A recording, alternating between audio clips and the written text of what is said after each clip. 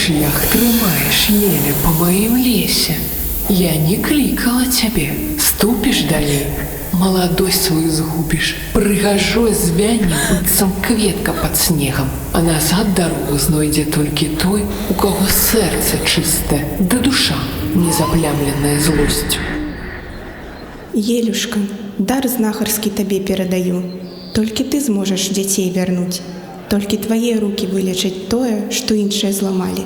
Не палохайся ні цемры, ні звера ляснога. Ідзі, дзіцятка, шукай ды ратуй. Я пойду за братом. Выпрабаванне чакае цябе. Здолееш? Вернешся.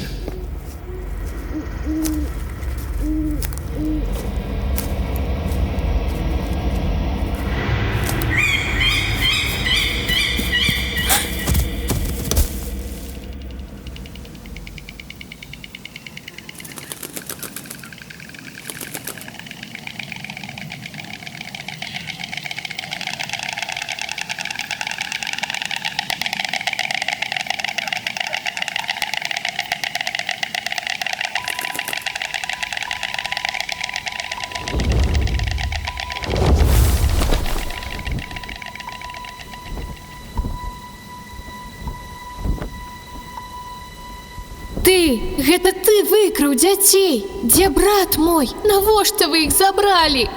Не за тым, каб зло чыніць, а каб сваіх птушанят выратаваць.